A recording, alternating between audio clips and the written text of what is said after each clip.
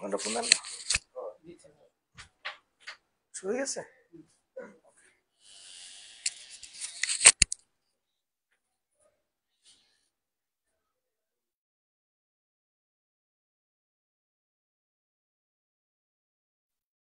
উপরে এই নাম্বার দিছে না?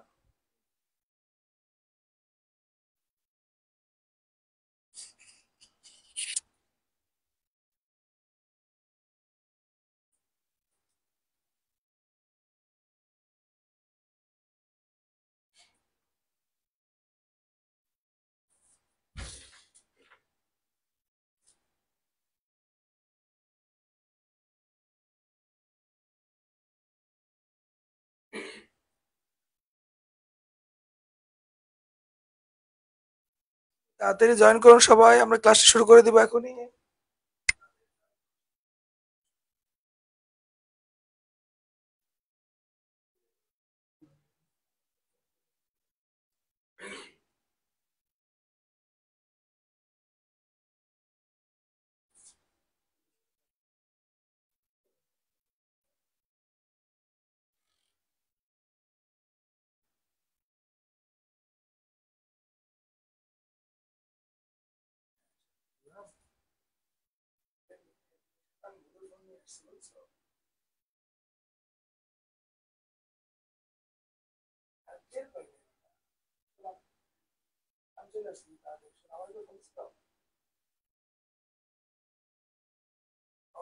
সমস্যা না, এখন ফোন ধরে ধরতে নেই, তুই আমি 5274 পাসওয়ার্ড দিতে যাইছি, 527456।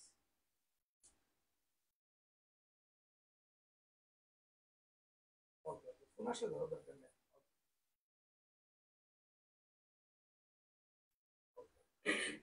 বল 1 ঘন্টা। ওকে ওকে,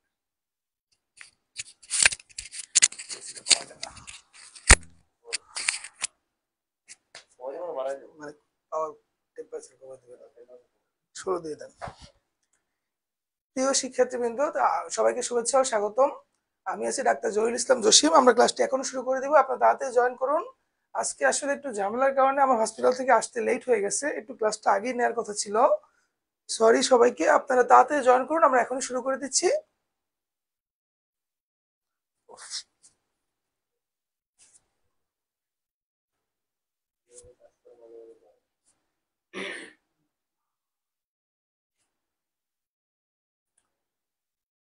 দেখেন, আজকে আপনাদের টপিক হচ্ছে গাইনোকোলজি। গাইনোকোলজি বলতে আসলে মেইনলি আমাদের প্রজনন তন্ত্র রিলেটেড গাইনি কিছু টপিক এখানে থাকবে।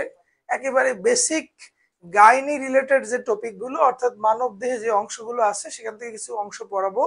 প্লাস গাইনি রিলেটেড আমাদের কিছু ডিজিজ বা কিছু কন্ডিশন যেগুলো হচ্ছে অবস্ট্রাকটিভ কন্ডিশন আছে কিছু, বা অথবা যেগুলো এমার্জেন্সি আছে, এই টাইপের কিছু কন্ডিশন নিয়েও পরীক্ষায় কোশ্চেন হয়। সেই কোশ্চেন গুলো নিয়েও আলোচনা করব। আপনাদের পিলি এটা বই আছে না, ওইটা আছে আপনাদের কাছে? বই দেখতে, হ্যাঁ টেকনিক্যালের এটা কোনটা?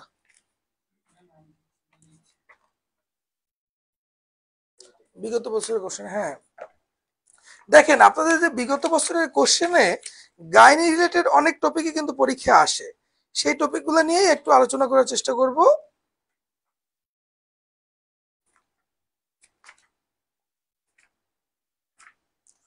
গরম লাগতেছে।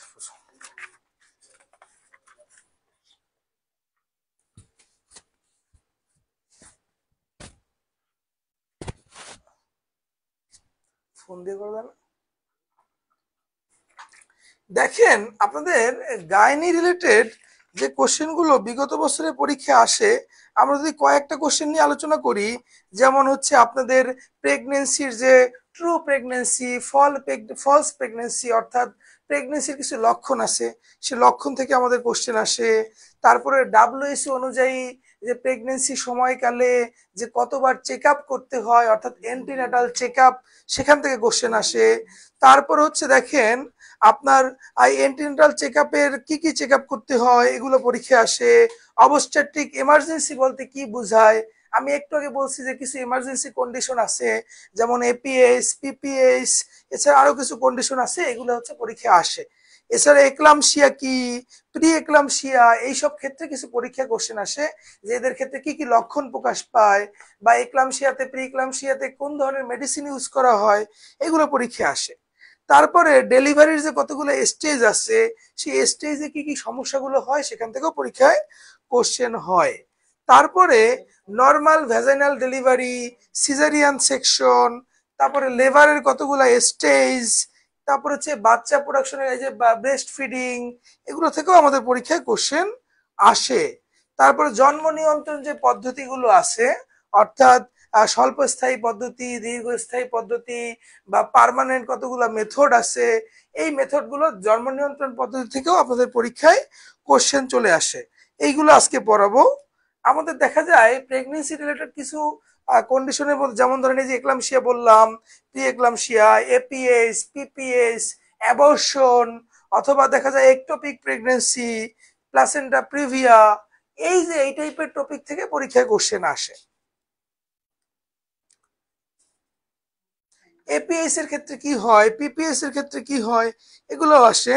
তারপর হচ্ছে আপনাদের এই যে expected delivery date, LMP, last menstrual period থেকে কিভাবে এক্সপেক্টিং ডেলিভারি ডেট বের করা যায়, এগুলো আমাদের পরীক্ষায় বিগত বছরের কোশ্চেনে বিভিন্ন সময় আসতে দেখা গেছে। তারপরে দেখা যায় এই যে মিল্ক প্রোডাকশন কোন হরমোনের মাধ্যমে হয়, তারপরে হচ্ছে দেখা যায় প্রেগনেন্সি যে নিয়ন্ত্রিত হয়, অর্থাৎ বাচ্চা ছেলে হবে না মেয়ে হবে, এটা হচ্ছে কোন ক্রোমোজোমের মাধ্যমে নিয়ন্ত্রিত হয়, এইটাও পরীক্ষায় বিগত বছরে বিভিন্ন সময় আসতে দেখা গেছে।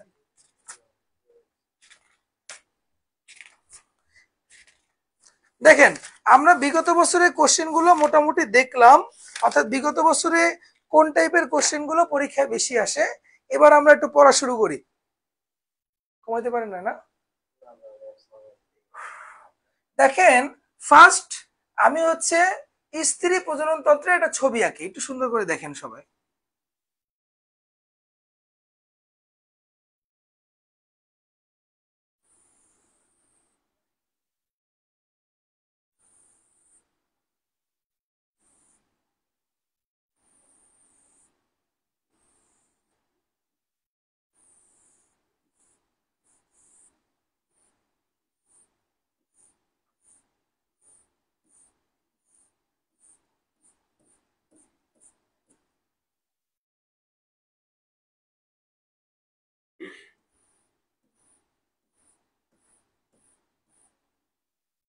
দেখেন এদিকে তাকান, স্ত্রী প্রজনন তন্ত্রের ক্ষেত্রে ফার্স্টে আমি যদি জরায়ু চিন্তা করি, জরায়ু, ইউটেরাস, এইগুলা চিন্তা করি, অর্থাৎ ওভারি চিন্তা করি, ইউটেরাস চিন্তা করি, তাহলে একটু খেয়াল করবেন। ফার্স্টে এই যে বড় অংশটা, এই অংশটাকে বলি জরায়ু, যেটাকে আমরা ইউটেরাস বলি।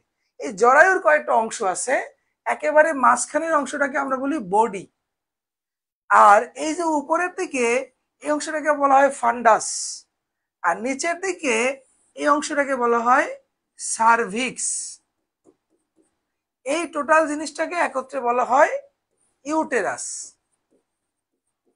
ইউটেরাস, যেটাকে আমরা জরায়ু বলি। এই ইউটেরাসের সাথে একটা এরকম নালী যুক্ত থাকে, এই নালীটাকে বলা হয় ফেলোপিয়ান টিউব। এটার নাম হচ্ছে ফেলোপিয়ান টিউব বা ফেলোপিয়ান নালী। এই ফেলোপিয়ান নালীর সাথে একটা এরকম আঙ্গুল, হাতের হাতের এর মতো একটা অংশ থাকে, এই আঙ্গুলের মতো যে অংশগুলা, এটাকে বলা হয় ফিমরি।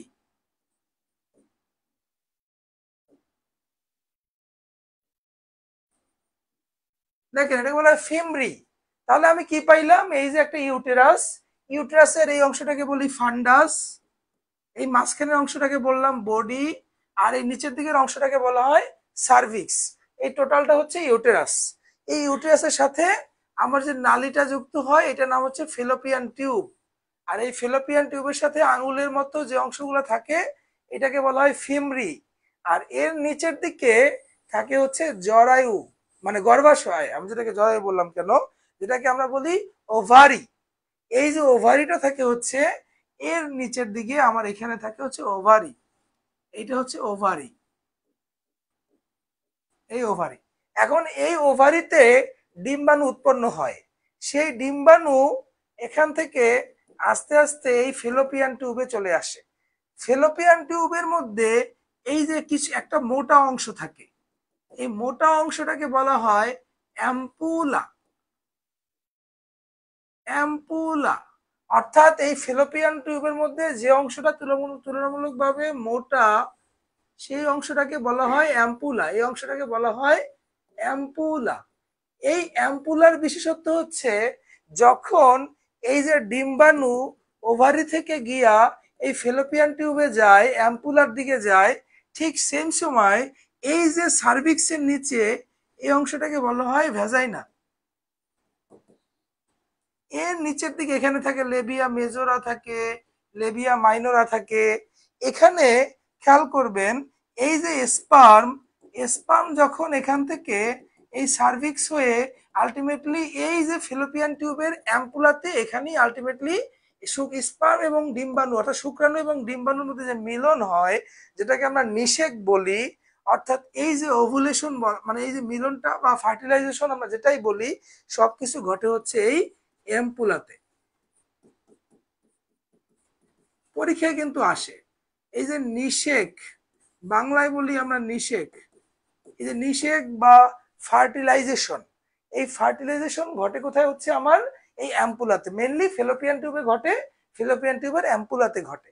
এই যে আমরা ইউটেরাস আঁকলাম, সেই ইউটেরাসের ভিতরে এরকম দেয়ালের মতো থাকে, দেখেন এই যে ইউটেরাসের ভিতরে এরকম লেয়ার থাকে, এই এই ইউটেরাসের ভিতরে এরকম লেয়ার থাকে। এই যে ইউটেরাসের আমি ছবিটা আঁকলাম, এর তিনটা লেয়ার। একেবারে ভিতরের দিকে যে লেয়ারটা থাকে সেটাকে বলা হয় এন্ডোমেট্রিয়াম। আমি এখান থেকে ছবিটা মুছে দিলাম।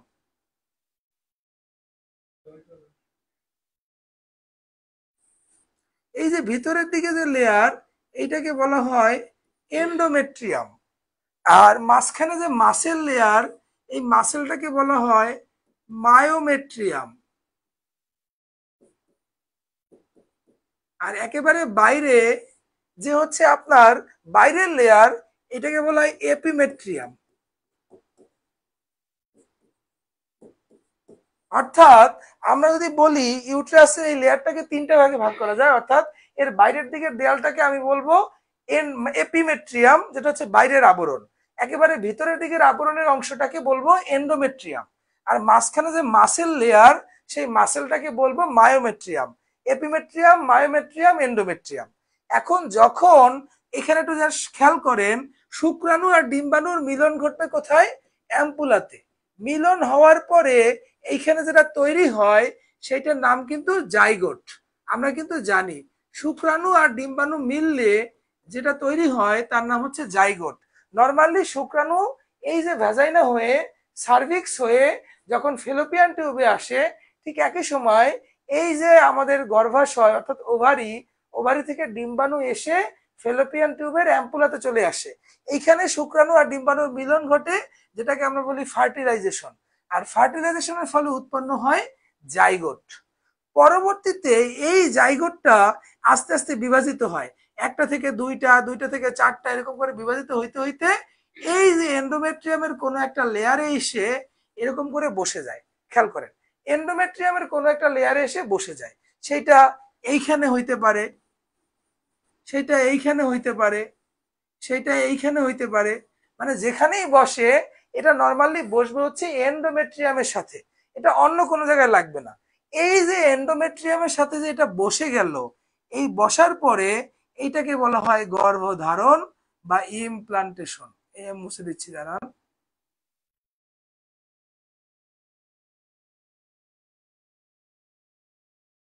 দেখেন এই যে ধরেন আমি ধরলাম এইখানে এসে ইমপ্লান্টেশন হইলো, এই যে এইখান থেকে জাইগোটটা এসে এখানে চলে আসলো। এখন এই যে শুক্রাণু আর ডিম্বাণুর মিলনের ফলে যে জাইগোটটা তৈরি হইলো, সেই জাইগোটটা এখানে এসে এন্ডোমেট্রিয়ামের সাথে এই যে বসে গেল, এই জিনিসটাকে বলা হয় ইমপ্লান্টেশন। ইমপ্লান্টেশন, ইমপ্লান্টেশন মানে কি? ইমপ্লান্টেশন মানে হচ্ছে গর্ভধারণ। এখন শুক্রাণু আর ডিম্বাণু মিলন হওয়ার পরে জাইগোট হইলো, সেই জাইগোটে সেখানে বসে গেল, ইমপ্লান্টেশন হইলো। পরবর্তীতে আস্তে আস্তে এই বাচ্চাটা কিন্তু বড় হইতে থাকবে, এই বাচ্চাটা বড় হবে এবং এই যে ইউটেরাস, এই ইউটেরাসে কিন্তু প্রায় 20 গুণ পর্যন্ত বৃদ্ধি পাইবে। এই ইউটেরাস প্রায় 20 গুণ পর্যন্ত বৃদ্ধি পাবে। কেন?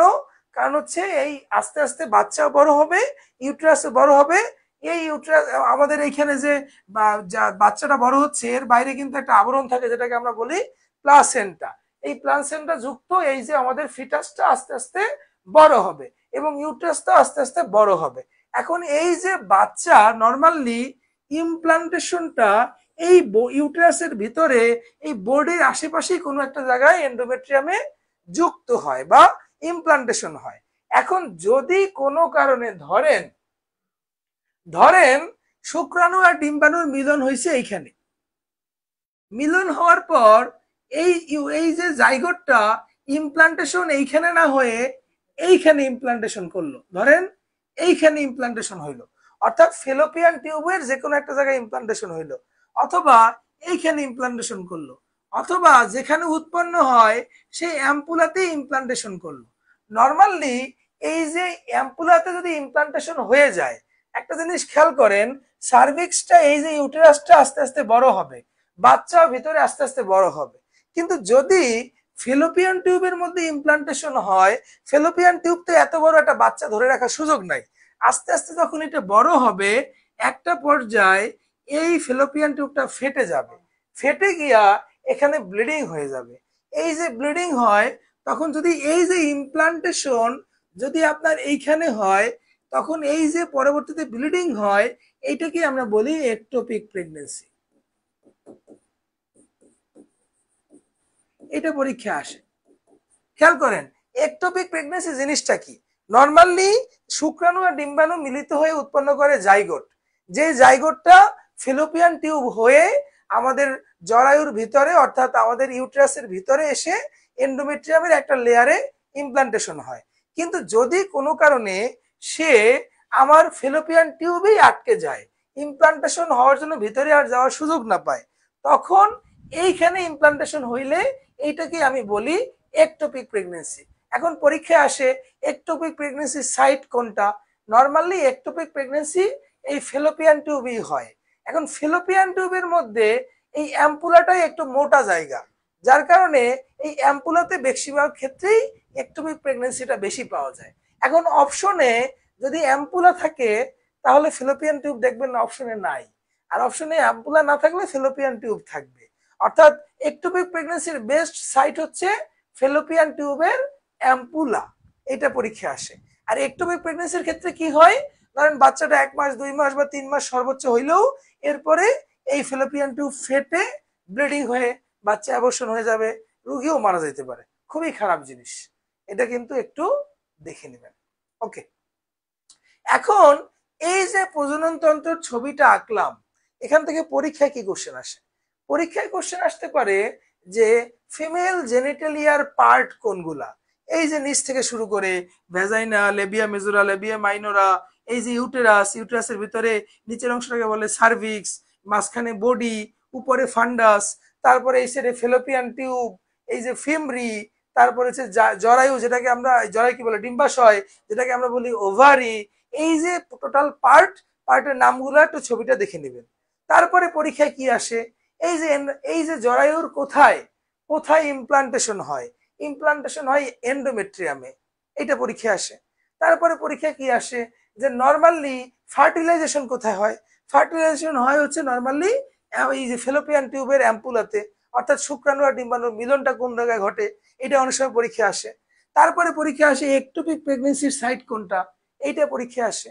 তারপরে ফিমেল জেনিটালিয়ার ক্ষেত্রে প্রাইমারি অর্গান বা মুখ্য অঙ্গ কোনটা, মুখ্য অঙ্গ হচ্ছে এই যে ডিম্বাশয় অর্থাৎ ওভারি।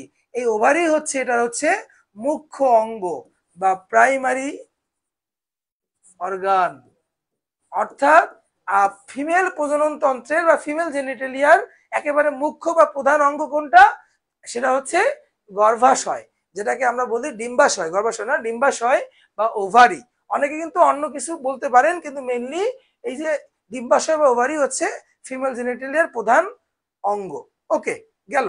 এবার হচ্ছে আমার পরীক্ষায় কি আসতে পারে দেখেন, নর্মালি এই যে ইমপ্লান্টেশনটা তো ভিতরে হয়, বাচ্চা আস্তে আস্তে বড় হয়। এর ক্ষেত্রে দেখা যায় বাচ্চার মাথা ম্যাক্সিমাম ক্ষেত্রে নিচের দিকে থাকে, পা উপরের দিকে থাকে। কিন্তু বাচ্চার পজিশন যদি অনেক সময় ভিন্ন হয়, বাচ্চার মাথা যদি উপরের দিকে থাকে, পা নিচের দিকে থাকে, বা এই যে ইমপ্লান্টেশনটা যদি একেবারে সার্ভিক্সের নিচের দিকে হয়, এরকম বিভিন্ন ক্ষেত্রে অনেক সময় বিভিন্ন সমস্যা দেখা যায়। সেই সমস্যাগুলো হচ্ছে আমরা প্রেগনেন্সির বিভিন্ন ধরনের স্টেজে আমরা হচ্ছে ধরেন পরবর্তী যে ক্লাসটা গাইনির যে 2টা ক্লাস, সেই ক্লাসে আলোচনা করব। আজকে মেইনলি আমরা মেইন অর্গান সিস্টেমটা পড়াবো। এরপরে হচ্ছে আপনাদের জন্ম নিয়ন্ত্রণ পদ্ধতি, এখানে কিছু হরমোন কাজ করে, এগুলো নিয়ে আলোচনা করব। দেখেন, এরপরে এই যে ফিমেল জেনিটালিয়ার ক্ষেত্রে নর্মালি 2টা হরমোন কাজ করে। একটা হচ্ছে ইস্ট্রোজেন, আর একটা হচ্ছে প্রোজেস্টেরন।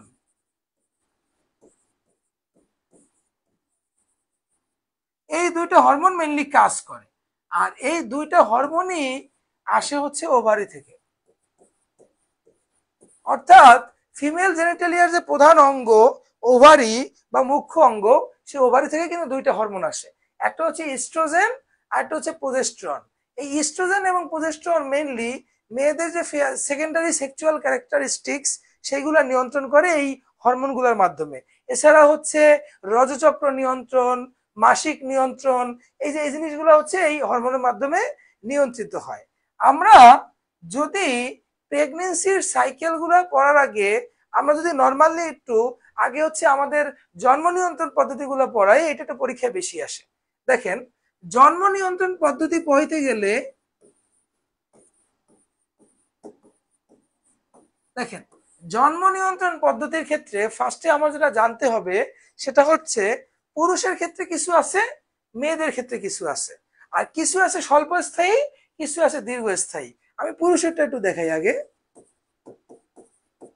পুরুষের ক্ষেত্রে নর্মালি স্বল্প স্থায়ী আছে কিছু, স্বল্প স্থায়ী।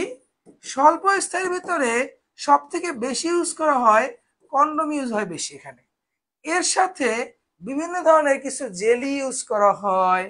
এছাড়া আরো কিছু পদ্ধতি কিন্তু স্বল্প স্থায়ী পদ্ধতি এখানে রয়েছে। কিন্তু নর্মালি পুরুষের ক্ষেত্রে যেটা বেশি আসে সেটা হচ্ছে পার্মানেন্ট মেথড। পার্মানেন্ট বা যেটাকে আমরা বলি স্থায়ী পদ্ধতি, এটা স্বল্পও না দীর্ঘও না, পার্মানেন্ট বা স্থায়ী জন্ম নিয়ন্ত্রণ পদ্ধতি। পুরুষের ক্ষেত্রে যদি সেমিনাল ভেসিকলটা কেটে দেওয়া হয় তাহলে স্পাম কখনো বের হবে না, তাহলে যেটাকে আমরা বলি ভ্যাসেকটমি। এই ভ্যাসেকটমি করলে পুরুষের ক্ষেত্রে নর্মালি কোনো ধরনের স্পাম প্রোডাকশন হইলেও স্পাম আসবে না, সেক্ষেত্রে স্থায়ী জন্ম নিয়ন্ত্রণ পদ্ধতি হয়ে যাবে। অর্থাৎ সেক্ষেত্রে কিন্তু আর নর্মালি আপনার কি বলে কোনো ধরনের জন্ম নিয়ম মানে কোনো ধরনের মানে কি বলে ওভুলেশন বা সেখান থেকে আলটিমেটলি গিয়ে ফার্টিলাইজেশন মানে নিষেক হওয়ার পর্যন্ত কোনো সুযোগ নাই। অর্থাৎ এই ভেসেকটমিকে বলা হয় পুরুষ প্রজনন তন্ত্রের পার্মানেন্ট পদ্ধতি। মেয়েদের ক্ষেত্রে, স্ত্রীদের ক্ষেত্রেও এরকম অনেকগুলা পদ্ধতি আছে। এর ভিতর স্ত্রীদের ক্ষেত্রে কয়েকভাবে ভাগ করা যায়। একটা হচ্ছে আমি যেটা বলি স্বল্প স্থায়ী, এই যে প্রথমটা স্বল্প স্থায়ী। এখানেও মেয়েদের ক্ষেত্রে স্বল্প স্থায়ী আপনার অনেক কিছু আছে, তার মধ্যে একটা হচ্ছে কন্ডম। আর সব থেকে বেশি যেটা ব্যবহৃত হয় মেয়েদের ক্ষেত্রে স্বল্প স্থায়ী সেটা হচ্ছে ওসিপি, ওরাল কন্ট্রাসেপটিভ পিল। এইটা আমাদের পরীক্ষা আসে। মেয়েদের ক্ষেত্রে সব থেকে বেশি স্বল্পস্থায়ী যে পদ্ধতিটা ব্যবহার করা হয় সেটাকে আমরা বলি ওসিপি, ওরাল কন্ট্রাসেপটিভ পিল। এই ওসিপি কে কিন্তু অনেক সময় এটাকে হরমোনাল পিলও বলা হয়। হরমোনাল পিল বা হরমোনাল মেথড বিভিন্নভাবে নামকরণ করা যায়। কারণটা কি? কারণ কি ওসিপিটা এটা মেইনলি মেয়েদের রজচক্রকে নিয়ন্ত্রণ করে। রজচক্রকে নিয়ন্ত্রণ করে কিভাবে? কারণ ওসিপির ভিতরে দুইটা হরমোন থাকে। যদি ইস্ট্রোজেন থাকে শুধুমাত্র তাহলে বলা হয় ইস্ট্রোজেন অনলি পিল। যদি শুধুমাত্র প্রজেস্টেরন থাকে তাহলে বলা হয় প্রজেস্টেরন অনলি পিল। আর যদি ইস্ট্রোজেন এবং প্রজেস্টেরন দুইটাই থাকে তাহলে বলা হয় কম্বাইন পিল। অর্থাৎ নর্মালি আমার এই ওসিপির ভিতরে দুই ধরনের হরমোন থাকে, একটা হচ্ছে ইস্ট্রোজেন, একটা হচ্ছে প্রোজেস্টেরন। যদি ইস্ট্রোজেন থাকে শুধুমাত্র তাহলে বলবো ইস্ট্রোজেন অনলি পিল, শুধু প্রোজেস্টেরন থাকে প্রোজেস্টেরন অনলি পিল। এই প্রোজেস্টেরন অনলি পিলের একটা উদাহরণ আছে মিনি পিল, যেটা পরীক্ষা আসে। এটা হচ্ছে যারা ব্রেস্ট ফিডিং মাদার, অর্থাৎ যে সকল মায়েরা নবজাতক বাচ্চা জন্ম দিছে বুকের দুধ খাওয়ায় প্রথম দিকে, ওই সময় যদি কেউ বলে যে আমি আরো বাচ্চা নিতে চাই না, আমি সেক্ষেত্রে স্বল্পস্থায়ী কোন পদ্ধতি ইউজ করলে ভালো হবে, তাহলে সেক্ষেত্রে তার জন্য অ্যান্সার হচ্ছে মিনি পিল। অর্থাৎ সে যদি ওসিপি নিতে চায় তার জন্য বেস্ট ওসিপি হচ্ছে মিনি পিল, অর্থাৎ বেস্ট ল্যাকটেটিং মাদার বলা হয় যেটাকে, ল্যাকটেটিং মাদার। অর্থাৎ ল্যাকটেটিং মাদারের জন্য সব থেকে বেস্ট ওসিপি কোনটা? প্রোজেস্টেরন অনলি পিল, যার একটা উদাহরণ হচ্ছে মিনি পিল। এখন এটা কিন্তু পরীক্ষা আসে। এছাড়া আরো কিছু স্বল্পস্থায়ী পদ্ধতি আছে, ফোম জেলি আরো অনেক কিছু আছে, পরীক্ষা অনেক সময় আসে। আর একটা জিনিস মেয়েদের ক্ষেত্রে, স্ত্রীদের ক্ষেত্রে যেটা আমাদের জানতে হবে সেটা হচ্ছে এদের হচ্ছে দীর্ঘস্থায়ী, আর আরেকটা হচ্ছে পার্মানেন্ট আর স্থায়ী। খেয়াল করেন, অর্থাৎ একটা দীর্ঘস্থায়ী আর একটা হচ্ছে পার্মানেন্ট। অর্থাৎ দীর্ঘস্থায়ী কিন্তু কি হয়, 5 বছরের জন্য যদি এখন কেউ বললো যে সে এখন একটা বাচ্চা নিছে, আগামী 5 বছর আর বাচ্চা নিতে চায় না, সেক্ষেত্রে রোজ ওসিপি খাওয়া বা কন্ডোম ইউজ করার থেকে একটা দীর্ঘস্থায়ী 5 বছরের একটা মেথড ইউজ করলে 5 বছর পর সে যদি চায় আবার বাচ্চা নিতে পারবে। বা কেউ যদি বলে যে সে এখন 10 বছর বাচ্চা নিবে না বা নিতে চায় না, বা যে কোনো একটা 10 বছরের জন্য একটা পদ্ধতি ইউজ করতে চায়, হইতে পারে। সেক্ষেত্রে এইরকম যদি কোনো পদ্ধতি হয় বা 3 বছর চায়, এইরকম হইলে তাদের ক্ষেত্রে কিছু পদ্ধতি আছে, যেমন একটা হচ্ছে কপার টি, একটা হচ্ছে আইউডি, তারপর হচ্ছে যে ইমপ্লান্ট, তারপর হচ্ছে নর প্লান্ট, তারপরে বিভিন্ন ধরনের ইনজেকশন আছে, অর্থাৎ কপার টি, তারপর হচ্ছে আপনার ইমপ্লান্ট, নর প্লান্ট, আইউডি, ইনজেকশন। এইগুলা কিছু পদ্ধতি আছে যেগুলো হচ্ছে আপনার 3 বছর, 5 বছর, 10 বছর, এভাবে হচ্ছে দীর্ঘস্থায়ী একটা মেথড, যে মেথডের মাধ্যমে আপনার দীর্ঘস্থায়ী আপনার জন্ম নিয়ন্ত্রণ করা যায়। কিন্তু এখন সে যদি এসে বলে যে আমি আর বাচ্চা নিতে চাই না, অর্থাৎ আমি এমন একটা মেথড ইউজ করতে চাই যেখানে আর বাচ্চা হবে না, তো এইরকম যদি হয় সেক্ষেত্রে তার পার্মানেন্ট পদ্ধতি হচ্ছে ওই যে মেয়েদের আমরা ফেলোপিয়ান টিউব আঁকছি না, এই যে ফেলোপিয়ান টিউব, এই ফেলোপিয়ান টিউব যদি আমি কেটে দেই, বা এই ফেলোপিয়ান টিউব যদি আমি কেটে দেই, তাহলে এই যে ওভারি থেকে ডিম্বাণু কিন্তু আর আসতে পারলো না, বা এই যে সার্ভিক্স হয়ে শুক্রাণু কিন্তু আর এখানে অ্যাম্পুলাতে গিয়ে মিশতে পারলো না। এই ফেলোপিয়ান টিউব কেটে দিলে এটাকে বলে টিউবেক্টমি। টিউবেক্টমি অর্থাৎ আমি যদি ফেলোপিয়ান টিউবটা কেটে দেই তাহলে হচ্ছে সে দীর্ঘস্থায়ী একটা, অর্থাৎ দীর্ঘস্থায়ী না মানে পার্মানেন্ট বা স্থায়ী একটা জন্ম নিয়ন্ত্রণ পাওয়া গেল, সে আর বাচ্চা নিতে পারবে না। এখন পরীক্ষায় বিভিন্নভাবে আসে, পরীক্ষা আসে নিচের কোনটি পুরুষের জন্ম নিয়ন্ত্রণ পদ্ধতি। আমি ম্যাক্সিমামই উদাহরণ দিছি, সব কিছু কিছু উদাহরণ বাকি আছে, আপনারা বই থেকে দেখে নেবেন। অর্থাৎ আমি যেটা বললাম যে পুরুষের কোনটা জন্ম নিয়ন্ত্রণ পদ্ধতি, অপশন দিয়ে দিতে পারো, অথবা নিচের কোনটি স্ত্রীদের জন্ম নিয়ন্ত্রণ পদ্ধতি, এটাও পরীক্ষা আসতে পারে। তারপরে এসে আসতে পারে নিচের কোনটি পুরুষের স্বল্পস্থায়ী পদ্ধতি, বা নিচের কোনটি পার্মানেন্ট মেথড, বা নিচের কোনটি দীর্ঘস্থায়ী পদ্ধতি, বা নিচের কোনটি স্বল্পস্থায়ী পদ্ধতি। এরকম যে কোনো ভাবে পরীক্ষায় কোশ্চেন চলে আসতে পারে। এই যে জন্ম নিয়ন্ত্রণ পদ্ধতি, এইটা ভালো করে একটু দেখে নেবেন, পরীক্ষায় প্রতি বছর আপনাদের এখান থেকে কিছু কোশ্চেন পাওয়া যায়। এখন নর্মালি একটা জিনিস চিন্তা করেন, স্ত্রী প্রজনন তন্ত্র থেকে অ্যানাটমি থেকে কিছু কোশ্চেন আসলো, এদের হরমোনাল কোশ্চেন কিছু আসতে পারে, এখান থেকে আরো কিছু কোশ্চেন আসে, যেমন হচ্ছে প্রেগনেন্সি শুরু হওয়ার পর থেকে শুরু হওয়ার আগে আমি যদি চিন্তা করি, ধরেন একটা মাসিকের সাইকেল চিন্তা করি, এই হচ্ছে ধরেন এন্ডোমেট্রিয়ামের লেয়ার, যখন মাসিক শুরু হয় ফার্স্টে এন্ডোমেট্রিয়ামের লেয়ারটা আস্তে আস্তে বৃদ্ধি পাইতে থাকে, বৃদ্ধি পাইতে পাইতে একটা সময় গিয়া এন্ডোমেট্রিয়ামের লেয়ারটা কিন্তু অনেক বড় তৈরি হয়ে যায়। এরপরে আস্তে আস্তে ব্লিডিং হইতে হইতে আবার এই 4-5 দিনের মধ্যে 4-5 দিন ব্লিডিং হয়, ব্লিডিং হয়ে আলটিমেটলি আবার কিন্তু শুরু হয় এই শুরু থেকে।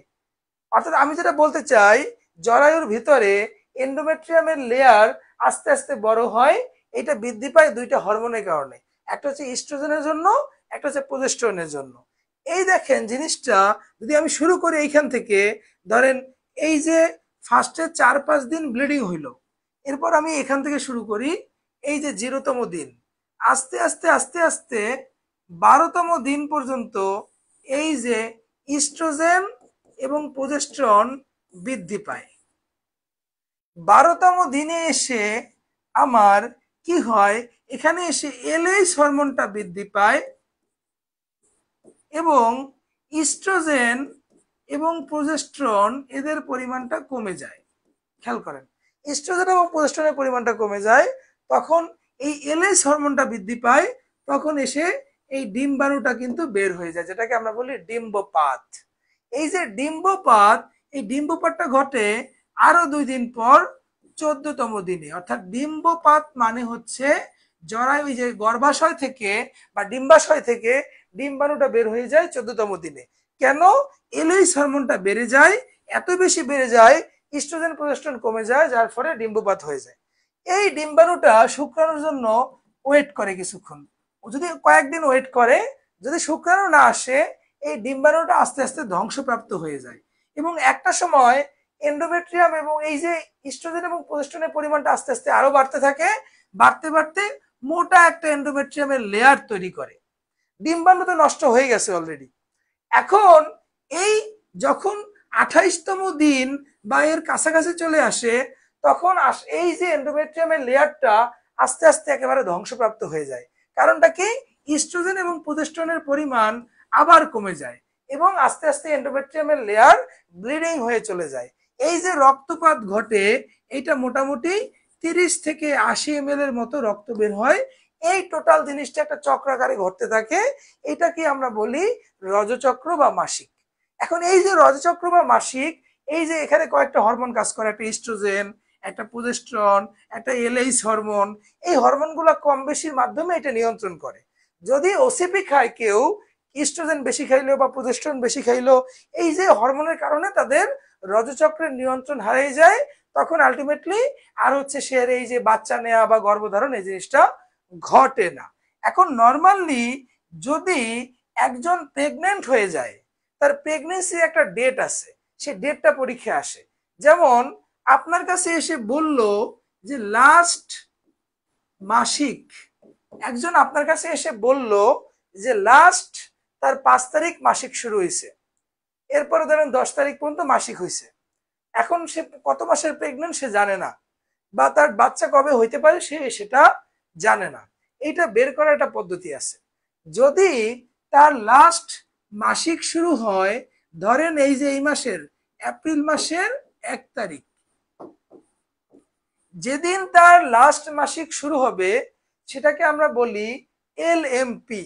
এটাকে যদি ব্যাখ্যা দিয়ে বলি তাহলে বলা হয় first day of last menstrual period, অর্থাৎ first day of last menstrual period, এটাকে আমরা সংক্ষেপে বলি এলএমপি।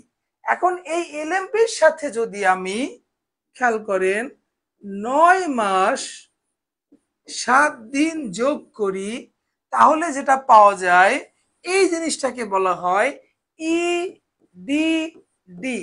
অর্থাৎ এটাকে আমি ফুল মিনিং যদি বলি, এক্সপেক্টেড ডেলিভারি ডেট।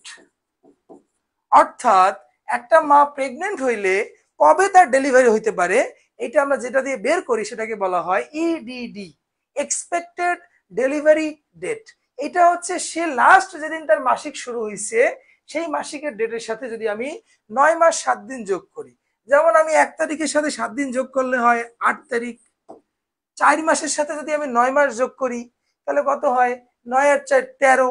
13 তো মানে 12, এক বছর ক্রস হয়ে যায়। তার মানে এখানে হচ্ছে এক বছর ক্রস হয়ে যায়, তার মানে কি 25-এর সাথে 1 যোগ হয়ে যাবে, মানে হচ্ছে 26। অর্থাৎ তার এক্সপেক্টেড ডেলিভারি ডেট বের হইল জানুয়ারি মাসের 8 তারিখ। আমি লাস্ট মেনস্ট্রুয়াল পিরিয়ডের ফার্স্ট ডেটের সাথে 9 মাস 7 দিন যোগ করলে এই যে ডেটটা বের হয়, এই ডেটটা কি বলা হয়? Expected delivery date. পরীক্ষায় কিন্তু এটা প্রায় আসে যে একটা ডেট দিয়া যে এলএমপি যদি এত হয় তাহলে তার এক্সপেক্টেড ডেলিভারি ডেট কত। এই এক্সপেক্টেড ডেলিভারি ডেটটা পরীক্ষায় আসে, এটা একটু দেখে নেবেন। এখন একটা মা যখন প্রেগনেন্ট হয় বা এই যে প্রেগনেন্সি, এই প্রেগনেন্সির কতগুলো সাইন আছে, এই টোটাল প্রেগনেন্সি পিরিয়ডটা আমাদের পরীক্ষা আসে। এখন একটা ক্লাসে আসলে টোটাল গাইনি টপিকটা শেষ করা এত সহজ না। গাইনিটাকে 2টা ক্লাসে ভাগ করা হয়েছে, তারপরও শেষ করা কঠিন আছে। যেমন একটা হচ্ছে অ্যানাটমি আর বেসিক পার্টের মধ্যে ভাগ করে নিয়ে আসলাম, আর আরেকটা ক্লাসে হচ্ছে ডিজিজ গুলা রিলেটেড ক্লাস হবে। এখন এই যে প্রেগনেন্সির টোটাল স্টেজ গুলা, এই স্টেজ গুলা পড়াইতেও আসলে কয়েকটা ক্লাস দরকার, কিন্তু আমি সংক্ষেপে দেখাই দিব, আপনারা একটু বাসায় দেখে নেবেন, যেহেতু আপনারা মোটামুটি গাইনি আমার থেকেও ভালো পারেন। দেখে নেবেন। দেখেন এই যে প্রেগনেন্সির ক্ষেত্রে আমার কি কি পড়তে হবে। ফার্স্ট হচ্ছে প্রেগনেন্সির কিছু সাইন আছে যেটাকে আমরা ট্রু সাইন বলি, যেমন ট্রু প্রেগনেন্সি বা ফলস প্রেগনেন্সি বলা হয়। এগুলো কিভাবে আসে? যেমন কিছু কিছু সাইন দেখলে আমরা বুঝতে পারি যে প্রেগনেন্সি, সে প্রেগনেন্ট। যেমন ধরেন তার বমি পাইতে পারে, আর সেক্ষেত্রে আরো বারবার বমি আসা বলেন, চোখে ঝাপসা দেখা, মাথা ঘুরানো, এই যে কিছু কিছু সিমটম আছে, এই সিমটম গুলো এগুলো হচ্ছে প্রেগনেন্সির কিছু সাইন। এখন ধরেন যদি বলি যে কি বলে তার রক্তপাত হওয়া, পেটে ব্যথা করা, বুকে ব্যথা করা, এগুলো তো প্রেগনেন্সির সাইন না, এগুলো হচ্ছে প্রেগনেন্সির ডেঞ্জার সাইন। অর্থাৎ প্রেগনেন্সির ক্ষেত্রে কিছু নর্মাল সাইন আছে, আবার প্রেগনেন্সির কিছু ডেঞ্জার সাইন আছে, অর্থাৎ ঝুঁকি চিহ্ন আমরা বলি। অর্থাৎ মায়ের ক্ষেত্রে কি কি ঝুঁকি থাকতে পারে, যেমন চোখে মানে খিঁচুনি দেখ, তার যদি খিঁচুনি হয় এটা একটা ঝুঁকির মধ্যে পড়ে।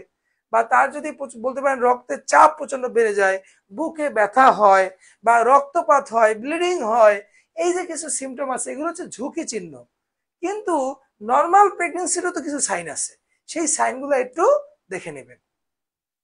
আবার এই যে প্রেগনেন্সিকে কয়েকটা স্টেজে ভাগ করা যায়, স্টেজে ভাগ করতে চাই তার আগে আমার পরীক্ষা যারা সব থেকে বেশি আসে, ডাব্লিউএইচও মতে একজন প্রেগনেন্ট মা টোটাল ডেলিভারির আগে কতবার চেক আপ করতে হয়। এই চেক আপটাকে আমরা সংক্ষেপে বলি এনটি এন্টিন্যাটাল কেয়ার। অর্থাৎ ডেলিভারির আগ পর্যন্ত যেটাকে আমরা বলি সেটাকে বলি এন্টিন্যাটাল, আর ডেলিভারির পরের সময়টাকে আমরা বলি পোস্ট ন্যাটাল। ন্যাটাল বলতে ডেলিভারি টাইমটাকে বুঝাইছে। এন্টিন্যাটাল কেয়ার অর্থাৎ ডেলিভারির আগ পর্যন্ত তাকে মিনিমাম কতবার দেখানো দরকার, সেটা হচ্ছে পরীক্ষা এভাবে আসে। ডাব্লিউএইচও মতে তাকে একজন রোগীকে, একজন প্রেগনেন্ট মাকে মিনিমাম 4বার ডাক্তার দেখানো উচিত। এর ভিতরে খেয়াল করেন প্রথম যেটা সেটা হচ্ছে 16 সপ্তাহে, দ্বিতীয়টা 24 থেকে 28 সপ্তাহে, তৃতীয়টা 32 সপ্তাহে, এবং লাস্ট যেটা সেটা হচ্ছে 36 সপ্তাহে। ডাব্লিউএইচও মতে একজন প্রেগনেন্ট লেডিকে মিনিমাম 4বার অ্যান্টিনেটাল চেক আপ দরকার। পরীক্ষায় কিন্তু এটা বিভিন্নভাবে কোশ্চেন আসে যে কয়বার, 4বার। আবার ফার্স্ট চেক আপ কবে করতে হয়, সেকেন্ড চেক আপ কবে, থার্ড চেক আপ কবে, ফোর্থ চেক আপ কবে, এই জিনিসগুলো একটু পরীক্ষায় বিভিন্ন সময় চলে আসে, একটু দেখে নেবেন। এখন এই যে প্রেগনেন্সির টোটাল সময়টার ক্ষেত্রে একটা জিনিস খেয়াল করবেন, যদি এই যে বাচ্চা, এই যে ধরেন প্লাসেন্টা, আমি যদি সার্ভিক্স চিন্তা করি,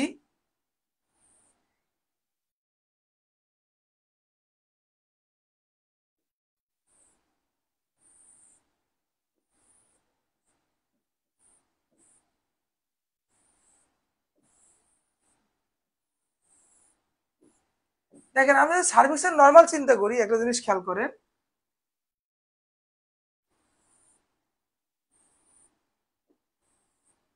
এই যে বাচ্চার প্লাসেন্টার ইমপ্লান্টেশনটা হয় নর্মালি একটু বডির দিকে, মাঝামাঝি দিকে। কিন্তু যদি ইমপ্লান্টেশনটা এখানে না হয়ে এই যে সার্ভিক্সের আশেপাশে ইমপ্লান্টেশন হয়, তাহলে এই যে বাচ্চা ইজিলি এখান থেকে পড়ে যাওয়ার, অর্থাৎ যেটাকে আমরা বলি অ্যাবর্শন, সেই অ্যাবর্শন হওয়ার সুযোগ থাকে।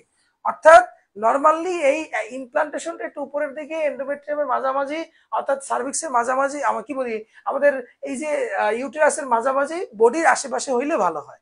কিন্তু যদি এই যে নিচের দিকে, যেটাকে আমরা বলি লো লাইং প্লাসেন্টা, আর সার্ভিক্সের কাছাকাছি যদি প্লাসেন্টাটা থাকে, তখন এই অবস্থানটাকে আমরা বলি প্লাসেন্টা প্রিভিয়া। অর্থাৎ প্লাসেন্টা এই যে লো লাইং প্লাসেন্টার যে পজিশন, এটাকে আমরা বলি প্লাসেন্টা প্রিভিয়া। এই প্লাসেন্টা প্রিভিয়ার জন্য অ্যাবর্শনের চান্সটা বেড়ে যায়। অ্যাবর্শনটা কি, ডেলিভারির আগে যদি বাচ্চা পড়ে যায় বা নষ্ট হয়ে যায় বা অ্যাবর্শনের মতো, এটাকে আমরা বলি অ্যাবর্শন। এই অ্যাবর্শনের ক্ষেত্রে অনেকগুলো নাম আছে। অনেক সময় স্পন্টেনিয়াস অ্যাবর্শন হয়ে যেতে পারে, এটা অনেক সময় দেখা যায় 2 মাস 3 মাস 4 মাসের প্রেগনেন্সিতে বেশি হয়। বা অনেক সময় দেখা যায় সেপটিক অ্যাবর্শন হয়ে যায়। সেপটিক অ্যাবর্শনটা কিভাবে হয়, দেখবেন অনেকে গ্রামের দিকে এটা বেশি হয়, অনেক ওঝা দেখায়, অনেকে এই যে অনেক জড়িবটি বা লতা পাতার মাধ্যমে অ্যাবর্শন করে, এগুলোকে বলে সেপটিক অ্যাবর্শন। এছাড়া অনেক সময় আবার কি বলে আরো অনেক ধরনের কি বলে অ্যাবর্শনের ভিতরে আছে, যেমন স্পন্টেনিয়াস অ্যাবর্শন তো বললামই, এরকম আরো অনেক থ্রেটেন্ড অ্যাবর্শন আছে, যে শরীরের ভিতরে খারাপ কোনো কন্ডিশন তৈরি হয়, যার ফলে মানে অ্যাবর্শন করতে হয়, না করলে অনেক সময় মাও কিন্তু মারা যেতে পারে। আরো কিছু অ্যাবর্শন আছে, এগুলো একটু দেখে নিয়েন। আর এই যে প্লাসেন্টার যে কতগুলো পজিশন আছে, এই পজিশনগুলো অনেক সময় পরীক্ষা আসে। যেমন যদি ধরেন এই আমাদের জরায়ুর ভিতরে বাচ্চা যদি এইভাবে অবস্থান করে, এই বাচ্চার মাথা, এই ধরেন বাচ্চার পা, অর্থাৎ বাচ্চা যদি আড়াআড়ি ভাবে অবস্থান করে, এটাকে আমরা বলি ট্রান্সভার্স পজিশন বা ট্রান্সভার্স লাই। আর যদি বাচ্চা এইভাবে লম্বালম্বি অবস্থান করে, অর্থাৎ মাথা উপরের দিকে পা নিচের দিকে এইরকম করে অবস্থান করে, এরকম লম্বালম্বি, এটাকে আমরা বলি লঙ্গিচুডিনাল লাই বা লঙ্গিচুডিনাল পজিশন। এখন নর্মালি এই লঙ্গিচুডিনাল পজিশনটা ভালো, অর্থাৎ বাচ্চা লম্বালম্বি অবস্থান করলে সেই পজিশনটা ভালো, ট্রান্সভার্স হইলে এইটা ভালো না। তারপরে এই লঙ্গিচুডিনালের ক্ষেত্রেও আবার একটু ব্যাপার আছে।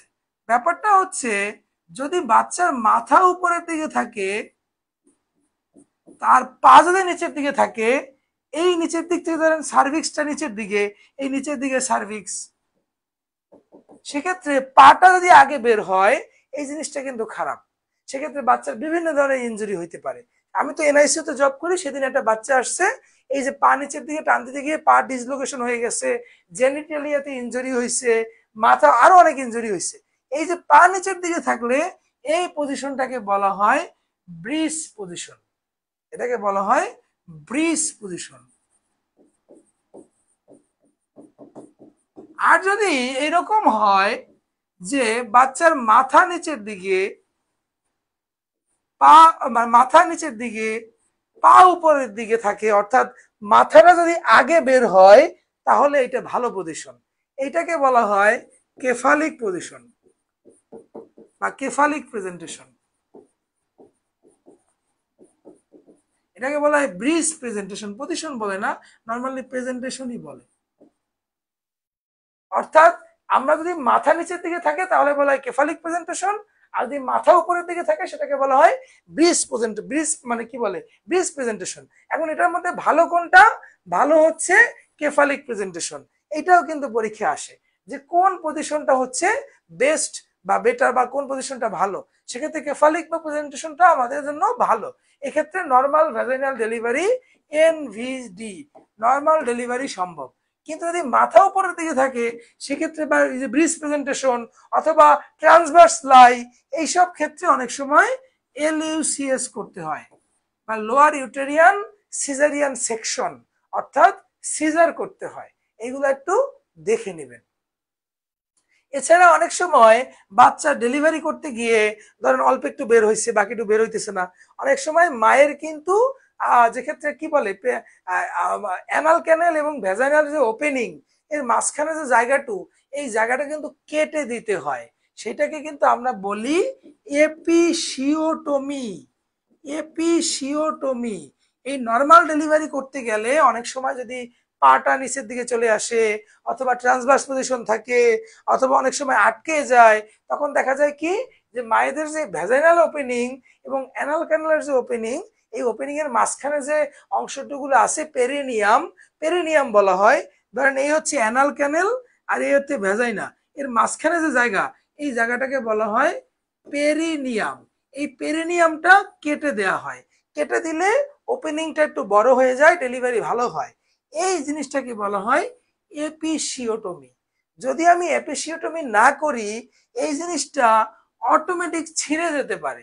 ছিঁড়ে যেতে পারলে তখন তো মা মারা যাওয়ার একটা সম্ভাবনা তৈরি হয়, যে জিনিসটাকে তখন সেটাকে বলে পেরিনিয়াল টিয়ার। পেরিনিয়াল টিয়ার, অর্থাৎ যদি পেরিনিয়ামটা ছিঁড়ে যায় তখন সেটাকে বলে পেরিনিয়াল টিয়ার। এই পেরিনিয়াল টিয়ার যাতে না হয় তার জন্য নর্মালি এপিসিওটমি করে কিন্তু আলটিমেটলি ডেলিভারি করা হয়। একজনে বললেন নর্মাল ডেলিভারির মেকানিজম একটু বলেন। নর্মাল লেবার, নর্মাল লেবারের ক্ষেত্রে মেকানিজম কিছুই না, আস্তে আস্তে যখন বাচ্চা ম্যাচুর হয় বা ডেলিভারি স্টেজে চলে যায়, ফার্স্টে এই যে সার্ভিক্স,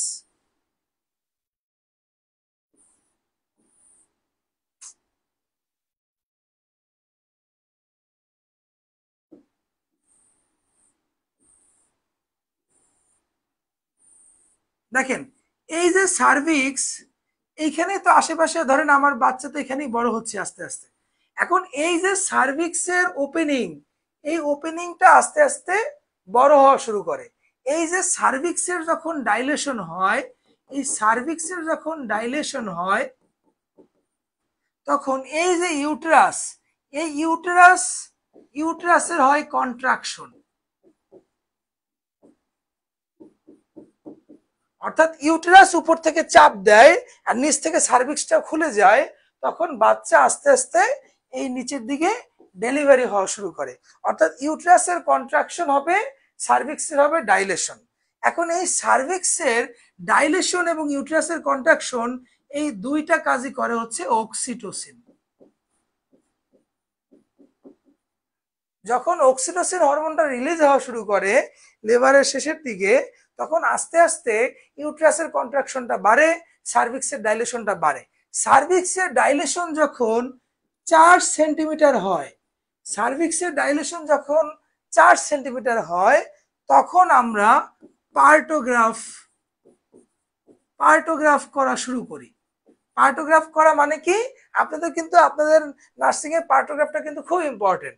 পিভি করা হয়, পিভি করে কয়টা আঙ্গুল ঢুকতেছে, সার্ভিক্সের লেন্থ আমরা মাপতে পারি, প্লাস হচ্ছে বাচ্চার কন্ডিশন কি, মায়ের কন্ডিশন কি, এই সব কিছু কিন্তু আমরা পার্টোগ্রাফের মাধ্যমে ইনক্লুড করতে হয়। আপনারা পার্টোগ্রাফটা ভালো করে দেখে নেবেন। পার্টোগ্রাফ থেকে কোন পরীক্ষা আসে, যে পার্টোগ্রাফে বাচ্চার কি কি দেখা হয়, মায়ের কি কি দেখা হয়, বা পার্টোগ্রাফ আমরা কখন শুরু করি, সার্ভিক্সের ডাইলেশন যখন 4 সেন্টিমিটার হয় তখন শুরু করি। এই সার্ভিক্সের ডাইলেশন যখন আস্তে আস্তে 10 সেন্টিমিটার হয়ে যায়, তখনই আলটিমেটলি ট্রু লেবার শুরু হয়ে যায়। এর আগ পর্যন্ত এটাকে আমি ট্রু লেবার বলতে পারবো না। অর্থাৎ সার্ভিক্সের ডাইলেশন যখন 4 সেন্টিমিটার থাকে, তখন থেকে আমি তার পার্টোগ্রাফ করা শুরু করলাম। আমি কিছুক্ষণ পর পর সার্ভিক্সের লেন্থ মাপতেছি, ডাইলেশন মাপতেছি, বাচ্চার কন্ডিশন দেখতেছি, ফিটাল কন্ডিশন দেখতেছি, সাথে মায়ের হার্ট রেট, ব্লাড প্রেশার সবকিছু দেখতেছি। এই জিনিসপত্রগুলো কিন্তু পার্টোগ্রাফে নোট করা থাকে, ছবির মাধ্যমে দেয়া থাকে, তো এইগুলো একটু দেখে নেবেন। এই পার্টোগ্রাফ করতে করতে আমি আস্তে আস্তে যখন ডাইলেশন 10 সেন্টিমিটার পাবো, তখনই ট্রু লেবার শুরু হয়ে গেছে। এই যে 10 সেন্টিমিটার হয়ে গেছে, তখনই হচ্ছে লেবারের ফার্স্ট স্টেজ শুরু হয়ে গেছে। এটাকে আমরা বলবো লেবারের ফার্স্ট স্টেজ। যখন আস্তে আস্তে এই যে বাচ্চাটা, এই প্লাসেন্টাটা ফেটে যাবে, এই প্লাসেন্টা ফেটে যাবে, প্লাসেন্টা ফেটে গিয়ে এই যে বাচ্চা, ভিতরে যে বাচ্চা আছে, এই বাচ্চাটা আস্তে আস্তে সার্ভিক্স থেকে বেরিয়ে যাবে। যখন বাচ্চা ডেলিভারি হয়ে গেল, দেখেন বাচ্চা ডেলিভারি যখন হয়ে গেল, অর্থাৎ এই জিনিসটাকে আমরা বলবো সেকেন্ড স্টেজ অফ লেবার। অর্থাৎ সার্ভিক্সের ডাইলেশন 10 সেকেন্ডে হয়ে গেছে, আমার ডেলিভারি শুরু হয়ে গেছে, এটাকে বলবো ফার্স্ট স্টেজ। যখন আস্তে আস্তে বাচ্চাটা সার্ভিক্স থেকে বেরিয়ে গেল, এটাকে আমরা বলবো লেবারের সেকেন্ড স্টেজ।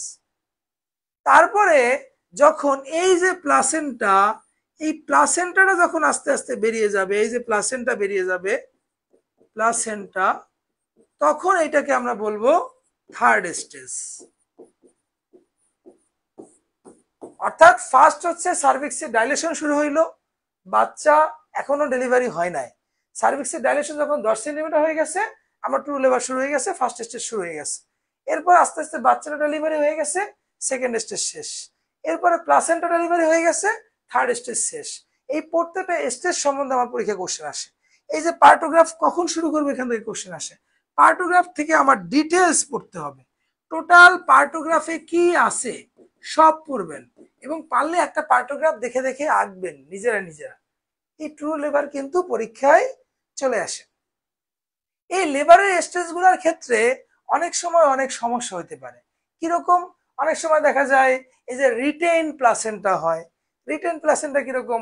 ধরেন বাচ্চা বেরোইছে কিন্তু প্লাসেন্টা আর বেরোইলো না, এই প্লাসেন্টা ভিতরের দিকে রয়ে গেল, এরকম করে রয়ে গেল, তখন এটাকে আমরা বলি রিটেইনড প্লাসেন্টা।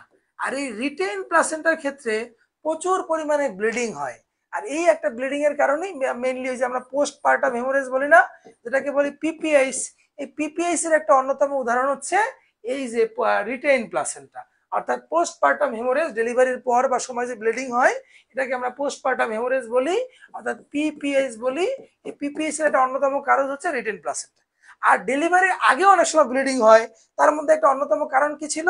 ওই যে একটোপিক প্রেগনেন্সি পড়াইছি আপনাদের, সেই একটোপিক প্রেগনেন্সি কিন্তু নর্মালি একটা হচ্ছে কি বলে যে আপনার আগে ডেলিভারির আগে ব্লিডিং এর একটা অন্যতম কারণ, এটাকে বলা হয় আপনার কি বলে একটোপিক প্রেগনেন্সি। এগুলো একটু দেখে নেবেন। এই যে লিভারের যে স্টেজ গুলা, first stage, second stage, third stage, এগুলোতে কমপ্লিকেশন, সেগুলো অন্য একটা ক্লাসে করাবো, এই জন্য এটা নিয়ে আমি ডিটেলস আর পড়াচ্ছি না। তা আপনারা যেটা পড়বেন সেটা হচ্ছে প্রেগনেন্সিতে কি কি যত্ন নেওয়া লাগে, এগুলো পরীক্ষা আসে না, সবাই জানে, কিন্তু তারপরে একটু রিডিং পড়ে নিন। মেইন বইতে আপনাদের গার্ডিয়ানের একটা বই আছে, ওই বইতে গাইনির যে টপিকটা আছে সেই টপিকটা একটু রিডিং পড়ে নিন আপনাদের টেকনিক্যালের জন্যই। তো একবার রিডিং পড়ে নিলেই হবে, বেশি কিছু লাগে না। ওখানে হচ্ছে প্রেগনেন্সি খালে কি কি যত্ন নিতে হয়, কি কি খাবার দিতে হয়, তারপর হচ্ছে তার হাইজেনিক কিভাবে মেনটেন করতে, হাইজেন কিভাবে মেনটেন করতে হয়, এগুলো একটু দেখে নেবেন। এছাড়া হচ্ছে তার জন্য কোন কোন খাবারগুলো ভালো, এগুলো জাস্ট বেসিক একটু রিডিং করে নিয়েন। তারপর হচ্ছে আপনার এই যে ডেলিভারির পরে যে আপনার নবজাতকের যত্ন, এই নবজাতক নিয়ে আপনাদের আলাদা ক্লাস আছে। তারপর হচ্ছে প্রেগনেন্সি রিলেটেড যে ডিজিজ বা সমস্যাগুলো, সেটা নিয়ে আপনাদের আলাদা ক্লাস আছে। আমি বিগত বছরের কিছু কোশ্চেন যদি আপনাদের দেখাই, যেমন এখানে এই যে ডাব্লিউএইচও মতে কয়টা চেক আপ আছে, এইগুলো আমাদের পরীক্ষা আসে। এই যে অ্যান্টিনেটাল চেক আপ যে আমরা করি, অ্যান্টিনেটাল চেক আপ বা কেয়ার, এই চেক আপে আমরা কি কি দেখি? নর্মালি আমরা একটা সিভিসি দেখি, আরবিএস দেখি, তার একটা এক্স রে দেখি,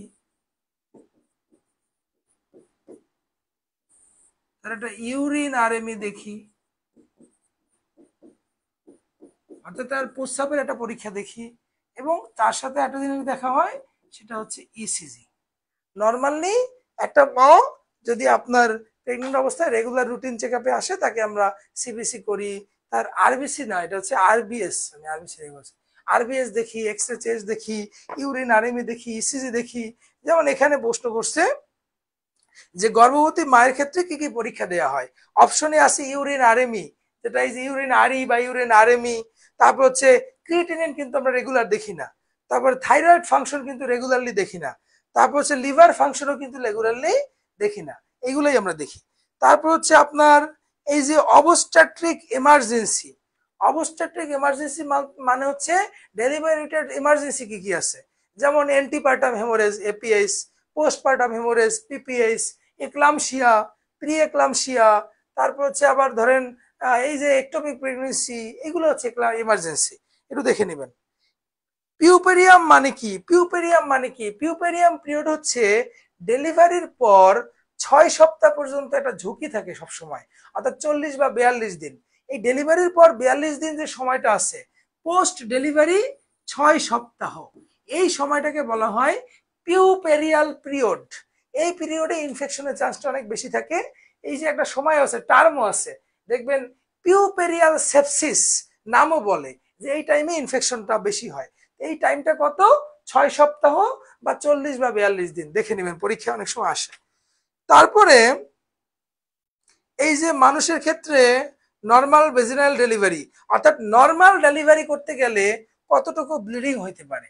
মনে রাখবেন, নর্মাল ভেজাইনাল ডেলিভারিতে প্রায় 500 ml এর মতো ব্লাড এভারেজ যাইতে পারে। এইটুকু যাওয়া নর্মাল, কিন্তু এর থেকে বেশি যাওয়া ভালো না। অর্থাৎ নর্মাল ভেজিনাল ডেলিভারিতে এর থেকে বেশি ব্লাড গেলে তখন ব্লাড দিতে হয়, কিন্তু 500 ml এর মতো ব্লাড গেলে আর ব্লাড দেওয়া লাগে না। এই যে এইটাই পরীক্ষা অনেক সময় আসে, দেখে নেবেন। তারপর দেখেন, এই যে first stage of the liver, second stage of liver, এগুলো সম্বন্ধে কিছু কোশ্চেন আসে। এই যে মিল্ক ইজেকশন, আমি কিন্তু বলছি মিল্ক প্রোডাকশন করে হচ্ছে প্রোল্যাকটিন, আর মিল্ক যখন ইজেকশন বলবো তখন অ্যান্সার হবে অক্সিটোসিন। এটা কিন্তু দেখে নেবেন। অনেক সময় প্রোল্যাকটিনও থাকে, অক্সিটোসিন থাকে না।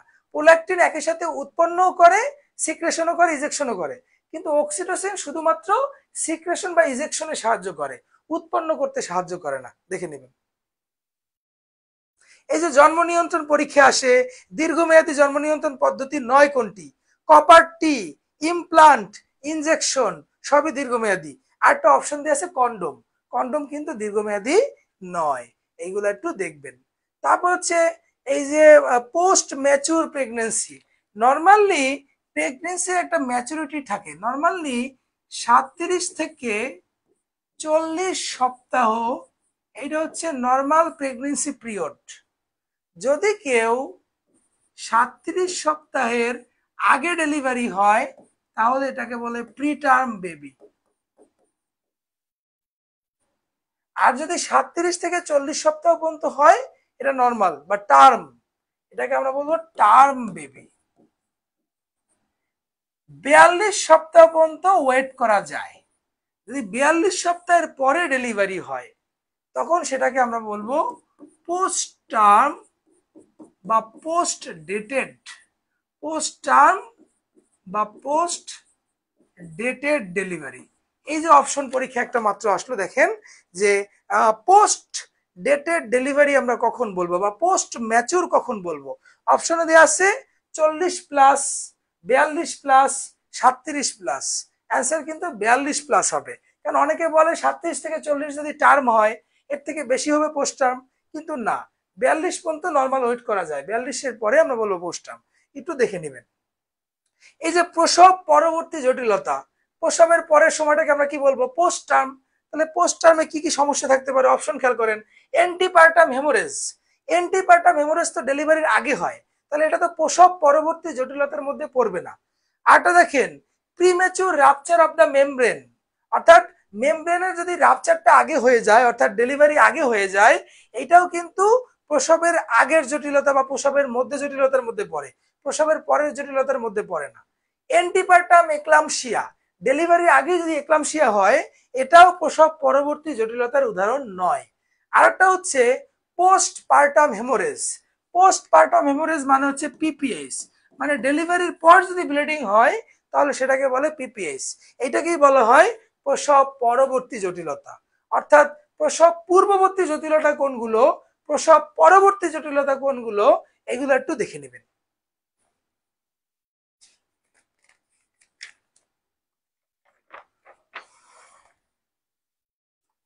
এই যে আমরা আরেকটা জিনিস একটু দেখাই, আমাদের ক্রোমোজোম অনুযায়ী একটা দিন টপিক খেয়াল করেন।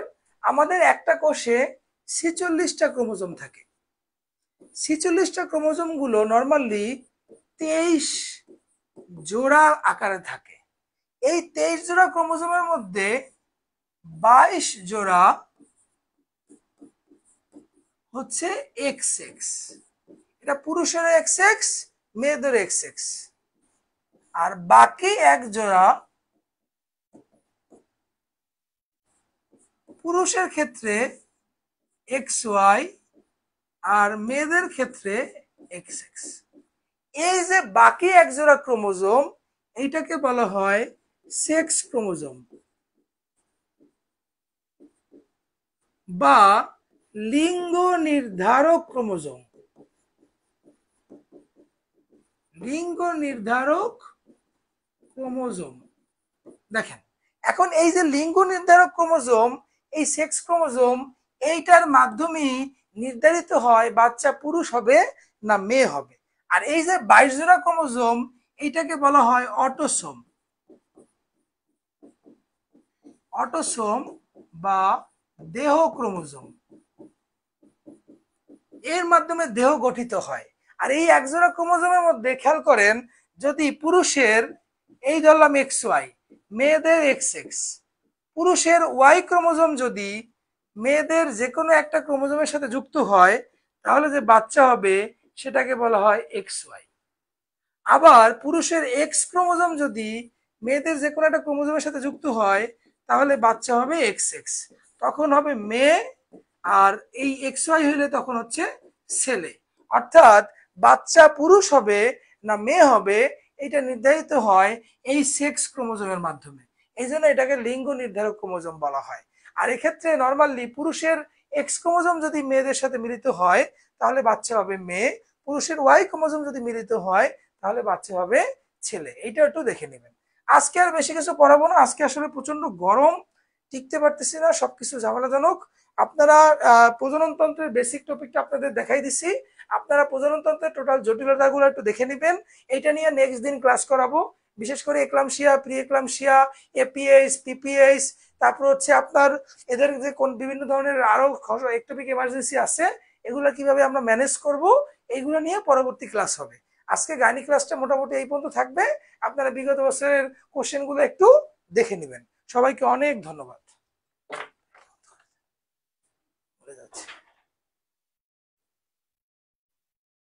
এসিটা একটু ঠিক করে নিভাবে আসলে